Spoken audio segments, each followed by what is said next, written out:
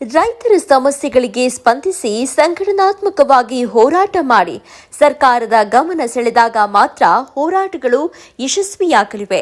ರೈತ ಸಂಘಟನೆ ಗ್ರಾಮ ಮಟ್ಟದಲ್ಲಿ ಬಲಿಷ್ಠವಾಗಬೇಕು. ಸರ್ಕಾರದ ತಪ್ಪು ನೀತಿಗಳ ವಿರುದ್ಧ ಒಗ್ಗೂಡಿ ಮಾಡುವಂತ ಮನೋಭಾವ ಬೆಳೆಸಿಕೊಳ್ಳಬೇಕು ಅಂತ ಕರ್ನಾಟಕ ರಾಜ್ಯ ರೈತ ಸಂಘ ಜಿಲ್ಲಾ ಪ್ರಧಾನ ಕಾರ್ಯದರ್ಶಿ ಜಿಸಿ ಶಂಕರಪ್ಪ ಹೇಳಿದರು. ಶಿರಾ ತಾಲೂಕಿನ ಗೌಡಗೆರೆ ಹೋಬಳಿಯ ಹನುಮನಹಳ್ಳಿ ಗ್ರಾಮದಲ್ಲಿ ಕರ್ನಾಟಕ ರಾಜ್ಯ ರೈತ ಸಂಘದ ಹನುಮನಹಳ್ಳಿ ಗ್ರಾಮ ಘಟಕ ಗುರುವಾರದಂದು ಉದ್ಘಾಟಿಸಿ ಮಾತನಾಡಿದರು. ರೈತ ಬೆಳೆದಂತ ಬೆಳೆಗೆ ಸೂಕ್ತ ಮಾರುಕಟ್ಟೆ, ಸೂಕ್ತ ಬೆಲೆ ಸಿಕ್ಕಾಗ ಮಾತ್ರ ರೈತ ಆರ್ಥಿಕವಾಗಿ ಸದೃಢಲಾಗಲು ಸಾಧ್ಯವೆಂದರೆ ಕರ್ನಾಟಕ ರಾಜ್ಯ ರೈತ ಸಂಘದ ತಾಲೂಕು ಅಧ್ಯಕ್ಷ ಬಿಕೆ ಲಕ್ಷ್ಮಣಗೌಡ ಮಾತನಾಡಿ, ಹನುಮನಹಳ್ಳಿ ಗ್ರಾಮದಲ್ಲಿ ಯುವಕರು ಹಸಿರು ದೀಕ್ಷೆ ಸ್ವೀಕರಿಸಿ ರೈತ ಸಂಘ ಸೇರ್ತಾ ಇರುವುದು ಉತ್ತಮ ಬೆಳವಣಿಗೆ. ರೈತ ಸಂಘಗಳಿಗೆ ಅವಶ್ಯಕತೆ ಇದೆ. ಅನ್ನದಾತನ ಎಲ್ಲ ಸಮಸ್ಯೆಗಳಿಗೆ ಸಂಘಟನೆ ಹೋರಾಟದಿಂದ ಮಾತ್ರ ಪರಿಹಾರ ಒದಗಿಸಿಕೊಳ್ಳಲು ಸಾಧ್ಯ ಅಂತ ಹೇಳಿದರು. ಇನ್ನು ತಾಲೂಕು ಪ್ರಧಾನ ಕಾರ್ಯದರ್ಶಿ ನಾದೂರು ಕೆಂಚಪ್ಪ ಮಾತನಾಡಿ, ಕರ್ನಾಟಕ ರಾಜ್ಯ ರೈತ ಸಂಘ ಶಿರಾ ತಾಲೂಕಿನಲ್ಲಿ ಹೋರಾಟ ಮಾಡುವ ಮೂಲಕ ಪವರ್ ಗ್ರಿಡ್ ಲೈನ್ ಪರಿಹಾರ, ಹತ್ತಿ ಸೀಡ್ಸ್ ಸಂಬಂಧಿಸಿದ ರೈತರ ಸಮಸ್ಯೆಗಳಿಗೆ ಪರಿಹಾರ ಒದಗಿಸುವಲ್ಲಿ ಯಶಸ್ವಿಯಾಗಿದ್ದೇವೆ. ಯುವ ರೈತರು ಸಂಘಟನೆಗೆ ಹೆಚ್ಚು ಆದ್ಯತೆ ನೀಡಿ ಇತರ ಗ್ರಾಮಗಳಲ್ಲೂ ಕೂಡ ರೈತ ಸಂಘಗಳನ್ನು ಸ್ಥಾಪನೆ ಮಾಡುವಂತಹ ಆಸಕ್ತಿ ವಹಿಸಬೇಕು ಎಂದರು. ಇನ್ನು ಕರ್ನಾಟಕ ರಾಜ್ಯ ರೈತ ಸಂಘದ ತಾಲೂಕು ಉಪಾಧ್ಯಕ್ಷ ಎಚ್ ವೀರಗಾಥಯ್ಯ, ಗುಬ್ಬಿ ತಾಲೂಕು ರೈತ ಸಂಘದ ಅಧ್ಯಕ್ಷ ಕೆಎನ್ ವೆಂಕಟೇಗೌಡ, ಕೊರಟಗೆರೆ ತಾಲೂಕು ರೈತ ಸಂಘದ ಅಧ್ಯಕ್ಷ ರಂಗ ಹನುಮಯ್ಯ, ಸೇಜಿ ಲೋಕೇಶ್, ಹನುಮನಹಳ್ಳಿ ರೈತ ಸಂಘದ ಅಧ್ಯಕ್ಷ ಕಿರಣ್ ಕುಮಾರ್, ಗೌರವಾಧ್ಯಕ್ಷ ಎಚ್ಆರ್ ನರಸಿಂಹಮೂರ್ತಿ, ಉಪಾಧ್ಯಕ್ಷ ವೀರೇಂದ್ರ, ಕಾರ್ಯದರ್ಶಿ ಭೋಜರಾಜು, ಖಜಾಂಚಿ ಜಿತೇಂದ್ರ ಬಾಲಕೃಷ್ಣ, ಸದಸ್ಯರಾದ ನವೀನ್ ಕುಮಾರ್, ಗಿರೀಶ್, ಶಿವಕುಮಾರ್, ಕೃಷ್ಣಮೂರ್ತಿ, ಚಂದ್ರಶೇಖರ್, ಪ್ರಸನ್ನಕುಮಾರ್, ನರಸಿಂಹಮೂರ್ತಿ, ರೈತ ಮುಖಂಡರುಗಳಾದ ಮುಕುಂದಪ್ಪ, ಜಗದೀಶ್, ರಾಮಣ್ಣ, ಪರುಸಪ್ಪ, ಚಿಕ್ಕಪ್ಪ, ಕೃಷ್ಣಮೂರ್ತಿ, ಜಯಣ್ಣ, ನಾಗರಾಜು, ಗೋಪಾಲಕೃಷ್ಣ ಸೇರಿದಂತೆ ಹಲವಾರು ರೈತರು ಉಪಸ್ಥಿತರಿದ್ದರು. ಭೂಮಿಗೆ ಎಷ್ಟು ಪರಿಹಾರ ಕೊಡಬೇಕು ಎಲ್ಲವನ್ನು ಸಮಗ್ರವಾಗಿ ಜಿಲ್ಲಾಧಿಕಾರಿಗಳು ಒಂದು ತಿಂಗಳ ಕಾಲ ಸಭೆ ಮೇಲೆ ಸಭೆ ಮಾಡಿ ಒಂದು ಫೈನಲ್ ಆದೇಶವನ್ನು ಮಾಡಿರು. ಆ ಆದೇಶದಿಂದ ಇವತ್ತು ಶಂಕರಪ್ಪರು ಹೇಳ್ದಂಗೆ ಭೂಮಿ ಮೇಲೆ ಹಾದು ಹೋಗುವ ಲೈನ್ಗೆ ಒಂದು ಕುಂಟಿಗೆ 5,000 ಇದೆ, ಒಂದು ತೆಂಗಿನ ಗಿಡಕ್ಕೆ 3,600 ರೂಪಾಯಿ ಇದೆ, ಒಂದು ಅಡಿಕೆ ಗಿಡಕ್ಕೆ 18,000 ಚಿಲ್ಲರೆ ಇದೆ, ಒಂದು ಅಡಿಕೆ ಗಿಡಕ್ಕೆ 16,000 ಚಿಲ್ಲರೆ ಇದೆ, ಒಂದು ಹಲಸಿನ ಗಿಡಕ್ಕೆ 37,000 ಚಿಲ್ಲರೆ ಇದೆ. ಈಗ ಹಲವಾರು ಎಷ್ಟೆಷ್ಟು ಕೊಡಬೇಕು ಅವೆಲ್ಲರ ಜೊತೆಗೆ ನೀವು ಪರಿಹಾರ ಕೊಡೋದ್ರ ಜೊತೆಗೆ ರೈತ ಕಳ್ಕೊಳ್ತಾ ಇದ್ದಾನೆ ಅಂತೇಳಿ 10% ಎಕ್ಸ್ಟ್ರಾ ಕೊಡಬೇಕು ಆ ಅಮೌಂಟ್ಗೆ ಅಂತೇಳಿ ಡಿ ಸಿ ಅವರು ಒಂದು ಆದೇಶ ಮಾಡಿರೋ. ಈ ಆದೇಶನ ಬೇರೆ ಬೇರೆ ತಾಲ್ಲೂಕು ಜಿಲ್ಲೆಯಲ್ಲಿರೋಂಥ ಎಲ್ಲ ಮುಖಂಡರು ನಮ್ಮನ್ನೇ ಕೇಳ್ತಾರೆ, ನಾವು ಅವ್ರಿಗೆ ಕೊಡ್ತಲೇ ಇದ್ದೀವಿ. ಅವರು ಅಲ್ಲೂ ನ್ಯಾಯ ತಗೊಳ್ತಾ ಇದ್ದಾರೆ. ಇದು ನಮ್ಮ ಶಿರಾ ತಾಲೂಕು ರೈತ ಸಂಘ ಮತ್ತು ತುಮಕೂರು ಜಿಲ್ಲೆಯ ರೈತ ಸಂಘ ಹೋರಾಟದಿಂದ ಇದು ಸಿಕ್ತು. ನಾನು ರಾತ್ರಿ 5:30 ರಾತ್ರಿ 11 ಗಂಟೆವರೆಗೂ ಪಟ್ನಾಯಕನಹಳ್ಳಿ ಪೊಲೀಸ್ ಸ್ಟೇಷನ್ನಲ್ಲಿ ಇದೇ ಒಂದು ಏನು ಕಾಂಟ್ರಾಕ್ಟ್ ಫಾರ್ಮಿಂಗ್ ಬಗ್ಗೆ ಮಾತಾಡಿರಲ್ಲ, ಈ ಒಂದು ಮೆಡಿಸಿನ್ ಸೌತೆದು ಅದ್ಯಾವುದೋ ತಮಿಳ್ನಾಡು ಮಹಾ ಆಗ್ರೋ ಅಂತ, ಆಗ್ರೋದವರು ಸುಮಾರು ಹುಲಿಕುಂಟೆ ಹೋಬಳಿ, ಗೌಡಗೆರೆ ಹೋಬಳಿ ಮತ್ತು ಪಾವಗಡ ತಾಲೂಕಿನಲ್ಲಿ 110 ಎಕರೆ ಜಮೀನಿನಲ್ಲಿ ರೈತರು ಸೌತೆಕಾಯಿ ಕೊಟ್ಟಿದ್ದಾರೆ. ಅವನು ಒಂದು ವಾರದಿಂದ ಸೌತೆಕಾಯಿನೂ ತಗೊಳ್ತಾ ಇಲ್ಲ, ದುಡ್ಡೂ ಕೊಡ್ತಾ ಇಲ್ಲ. ಈಗ ನಮ್ಮ ಗೌಡ್ರು ಹೇಳಿರು, ಅಲ್ಲಿ ಯಾರೋ ಹಾಲಪ್ಪ ಅಂತ ಇದ್ದಾರೆ, ನೀವು ದಯವಿಟ್ಟು ಅಲ್ಲಿ ಹೋಗಿ ಅವ್ರಿಗೊಂಚೂರು ನ್ಯಾಯ ಕೊಡಿಸಿ ಅಂತ. ನಾನು ಹೋದಂಥ ಸಂದರ್ಭದಲ್ಲಿ ಅವನು ದೊಡ್ಡ ಕಳ್ಳ, ಅವನು ತಪ್ಪಿಸ್ಕೊಂಡು ಹೋಗಿದ್ದಾನೆ. ಅವನದೇನೋ ಬರಗೂರಲ್ಲಿ ಒಂದು ಸ್ವಲ್ಪ ಈ ಮೆಡಿಸಿನ್ಸು ಫರ್ಟಿಲೈಸರ್ಸು ಇತ್ತಂತೆ, ಅದನ್ನು ತಗೊಂಡು ಹೋಗಕ್ಕೆ ಬಂದನು ರಾತ್ರಿಯಲ್ಲಿ ಟೆಂಪೋ ತಗೊಂಡು. ಇವರು ಏನೇನಿದ್ರು ಇಲ್ಲಿ ಆರ್ಗನೈಸರ್ಸರು ರೈತರು ಎಲ್ಲ ಹೋಗಿ ಹಿಡ್ಕೊಂಡ್ಬಿಟ್ಟು ಅವನ್ನ ಹಿಡ್ಕೊಂಬಂದು ಈ ಪೊಲೀಸ್ ಸ್ಟೇಷನಿಗೆ ನಿಲ್ಲಿಸಿದ್ದಾರೆ. ಅವನ ಟೆಂಪೋ ಎಲ್ಲನ ಮೊದಲು ನಾನು ದುಡ್ಡು ಕೊಡೋ, ನೀನು ತಗೊಂಡೋಗಿ ಆಚೆಗೆ ಅಂತ. ಆ ಸಂದರ್ಭದಲ್ಲಿ ಅವ್ರನ್ನೆಲ್ಲ ಕರೆಸಿ ಮಾತಾಡಿದಾಗ ನಮ್ಮ ರೈತರಿಗೆ 12.5 ಲಕ್ಷ ರೂಪಾಯಿ ದುಡ್ಡು ಕೊಡಬೇಕಾಯಿತು. ಆಮೇಲೆ ಈ ನಮ್ಮವರೇ ಈ ಸೌತೆಕಾಯಿ ತಗೊಂಡೋಗೋಂಥ ಟೆಂಪೋದ ಹುಡುಗರು, ಅವ್ರು ಕೆಲಸ ಮಾಡಿದಂಥ ವರ್ಕರ್ಗಳಿಗೆ ಅವರಿಗೆ ಸುಮಾರು 2.5 ಲಕ್ಷ ಕೊಡಬೇಕಾಯಿತು.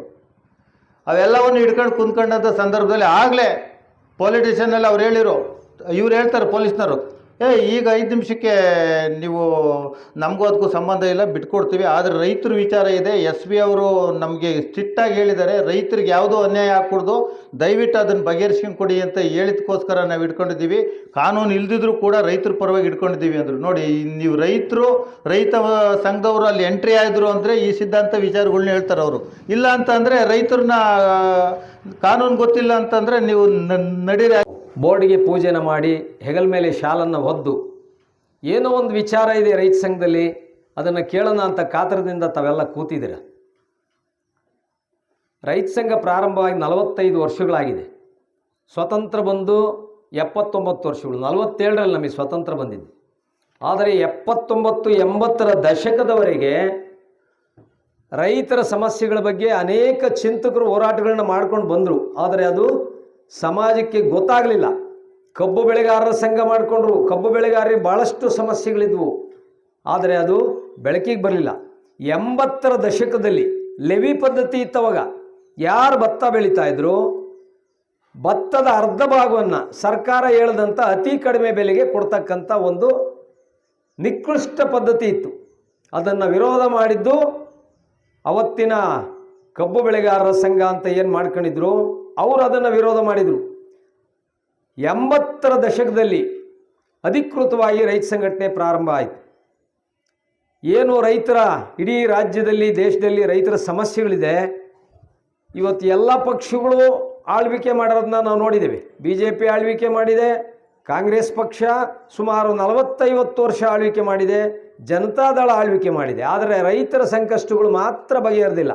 ಎಲ್ಲ ವರ್ಗದ ಜನ ಚೆನ್ನಾಗಿದ್ದಾರೆ, ಅವರ ಜೀವನದ ವ್ಯವಸ್ಥೆನೂ ಚೆನ್ನಾಗಿದೆ. ಆ ರೈತರು ಮಾತ್ರ ಅವು ಆರ್ಥಿಕವಾಗಿ ಮೇಲ್ಮಟ್ಟಕ್ಕೆ ಬರಲಿಕ್ಕಾಗಿಲ್ಲ, ಅವ್ರ ಮಕ್ಕಳು ಉನ್ನತ ಶಿಕ್ಷಣ ಪಡೆಯೋಕ್ಕಾಗಿಲ್ಲ, ಒಳ್ಳೆ ಬೆಳೆ ಬೆಳೀಲಿಕ್ಕೂ ಆಗ್ತಾಯಿಲ್ಲ. ಆ ಥರದ ಸಂಕಷ್ಟಕ್ಕೆ ಇವತ್ತು ಕೃಷಿಕರು ಸಿಲುಕಿದ್ದಾರೆ.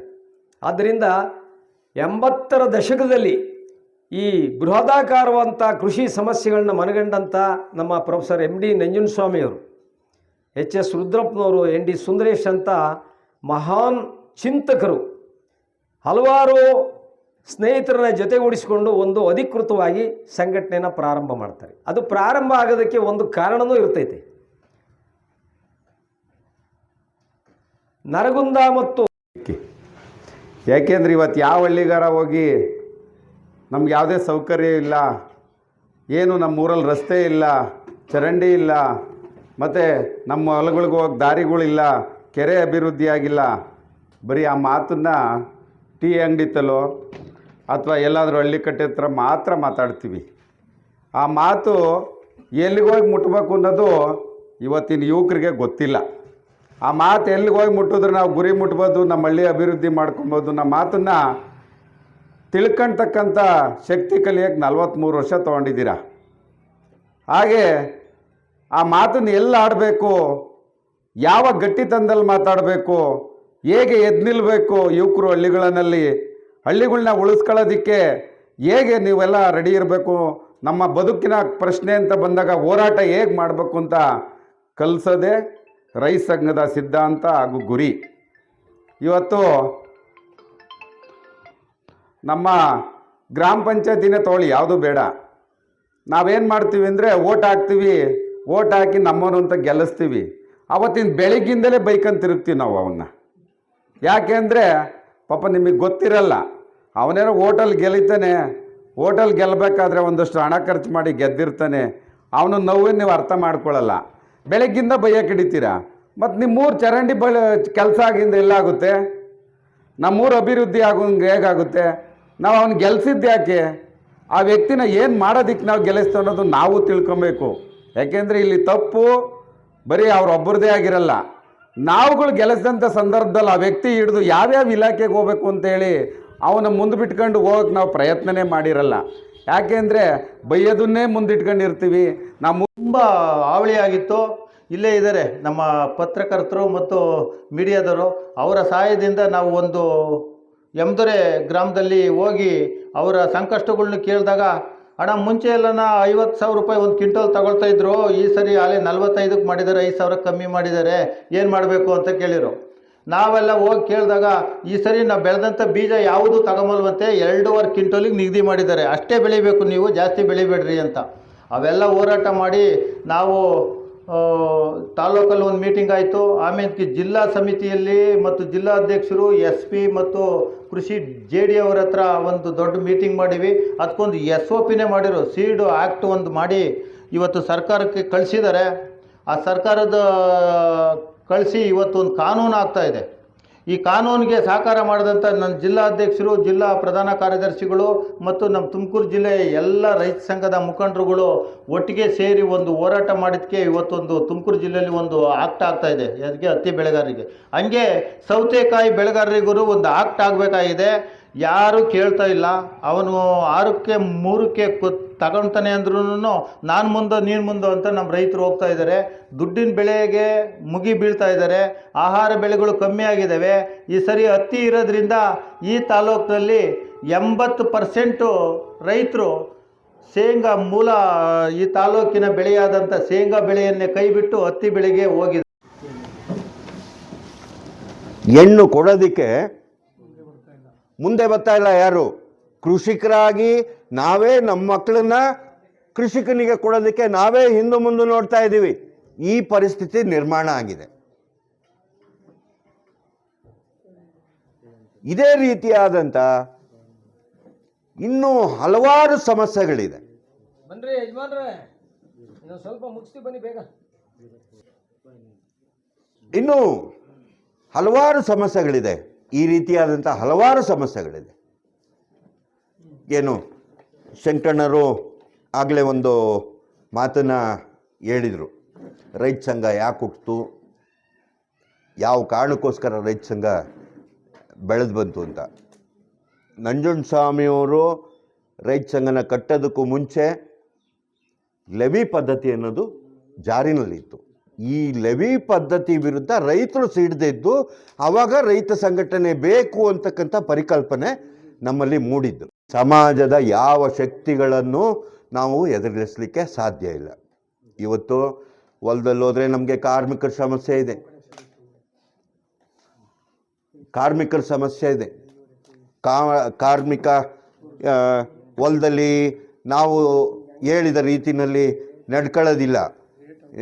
ಅವನು ಹೇಳಿದ ರೀತಿಯಲ್ಲಿ ನಾವು ನಡ್ಕೊಳ್ಬೇಕಾದಂಥ ಪರಿಸ್ಥಿತಿ ಬಂದಿದೆ.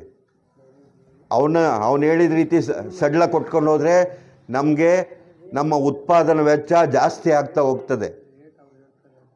ಈ ಉತ್ಪಾದನಾ ವೆಚ್ಚನ ನಾವು ಮಾರ್ಕೆಟಲ್ಲಿ ಮೀಟ್ ಮಾಡೋಕ್ಕೂ ಕೂಡ ಆಗ್ತಾ ಇಲ್ಲ. ಇದ್ರ ಜೊತೆಗೆ ಹೊರದೇಶಗಳ ಒಂದು ಆಕ್ರಮಣ, ನಮ್ಮ ಉತ್ಪನ್ನಕ್ಕೆ ಪೈಪೋಟಿ ಕೊಡ್ತಕ್ಕಂಥ ವಿದೇಶಿ, ಇಲ್ಲಿ ನಾವು ಶಂಕರಣ್ಣರು ಹೇಳಿದರು 10 ರೂಪಾಯಿಗೆ ಮುಕ್ತ ಮಾರುಕಟ್ಟೆ ವ್ಯವಸ್ಥೆ.